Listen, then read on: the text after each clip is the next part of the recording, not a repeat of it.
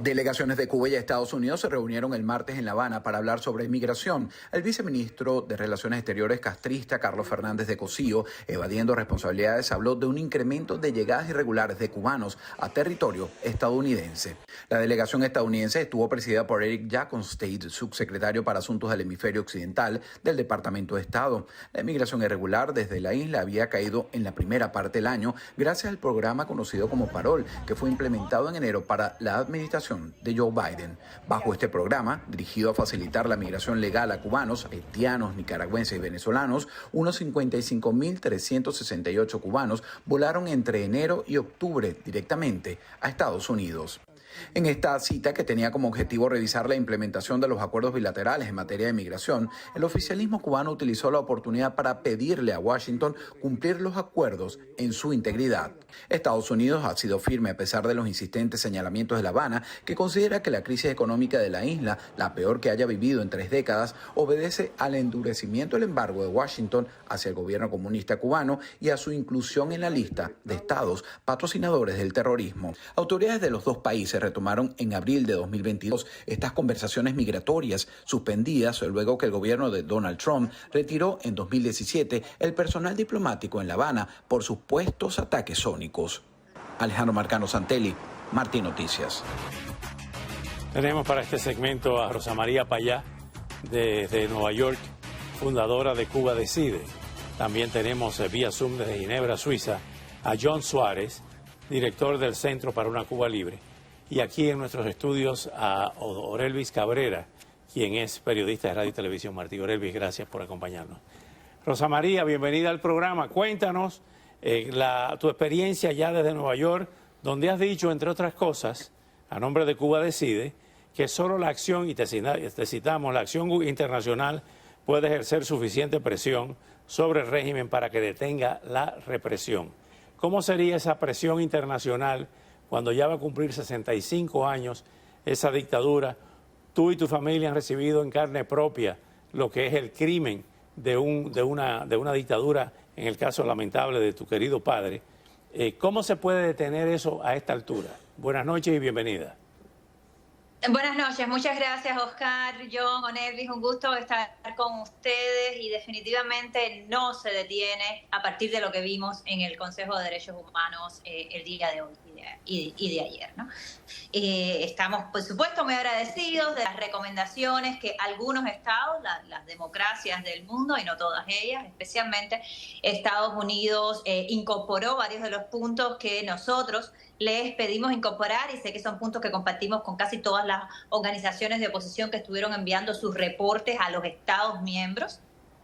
Y escuchamos recomendaciones como la liberación de los presos políticos, que se respete la libertad de expresión, que se respete el derecho a la manifestación en Cuba. Estados Unidos fue más allá y también pidió el cambio de sistema hacia la democracia, recomendó el cambio del sistema de la democracia y que haya elecciones libres. Nosotros incorporamos esto también, fue una de las peticiones que hicimos, pero por supuesto, estos son palabras a menos que vayan acompañadas de un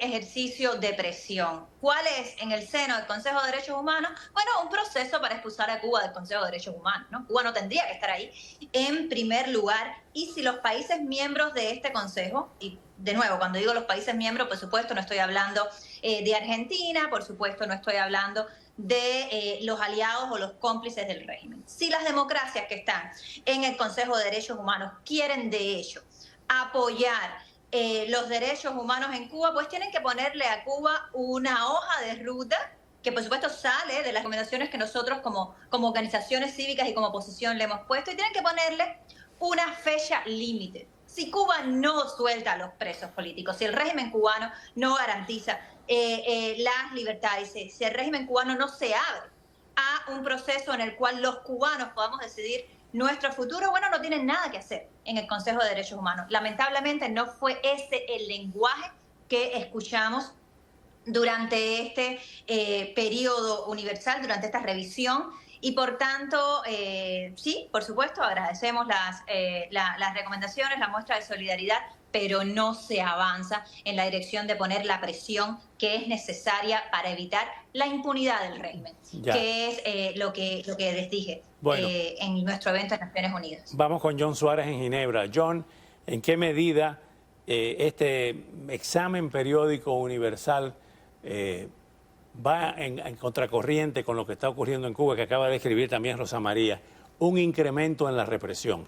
Si Cuba tiene tantos problemas y busca un relajamiento de las sanciones de Estados Unidos y una mayor integración a países que pudieran irle resolviendo sus problemas, ¿cómo se explica que haya arreciado la represión? Bienvenido, John. Gracias por la invitación y un gusto escuchar a Rosa, y quiero secundar que la importancia es que nosotros, los ciudadanos del mundo, tenemos que pedir la expulsión del régimen castrista del Consejo de Derechos Humanos.